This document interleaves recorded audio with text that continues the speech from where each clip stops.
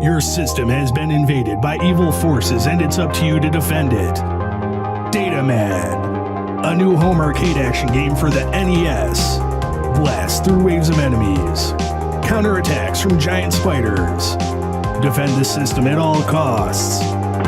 Data Man. 40 kilobytes packed with mind-blowing gameplay. Face creatures you have never seen before. You're not just playing a game, you're inside a game.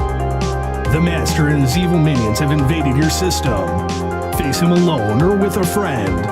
This is the challenge you've been waiting for. It's Data Man. Do you have what it takes? Hey, what's going on, everybody? Welcome back to the channel. It's your favorite overwhelmed gamer here, Jason, and we're doing another homebrew overview this week. And today we are looking at Data Man, one that I've had for a little bit but haven't gotten a chance to play yet. I played it for about a half an hour or so just to kind of get an idea of what I'm getting into, and so far I'm digging it. Real quick before we get into Data Man, if you like retro game, homebrew gaming information, reviews, overviews, that kind of stuff, please consider liking, subscribing, all that kind of YouTube stuff. All right, let's get into it. Data Man is an NES homebrew game developed by Dark Bits.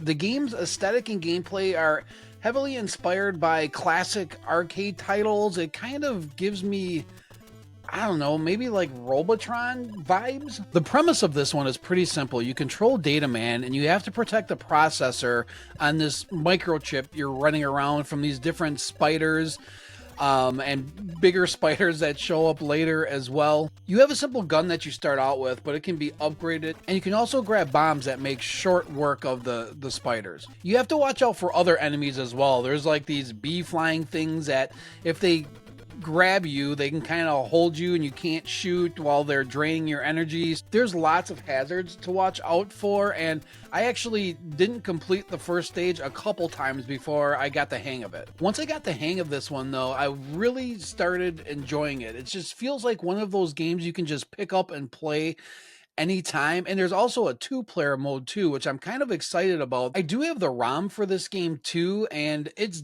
definitely going to get a spot in my arcade machine because it really feels like it belongs there, and it would be fun to team up with somebody and play it real arcade style. Now let's talk about the visuals and sound. For a homebrew game, Data Man really impressed me with its graphics. The pixel art is super clean, vibrant, really captures that classic NES charm perfectly.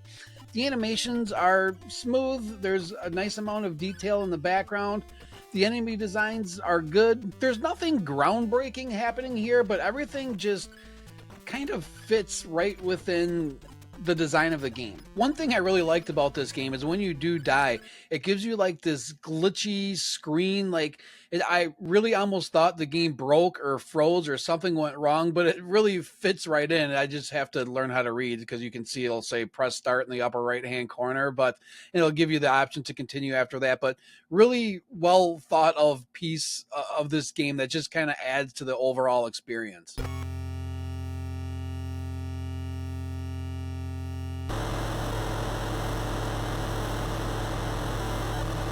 The soundtrack is another highlight. It's got catchy, upbeat, chiptune vibe that you would expect from an arcade-style game.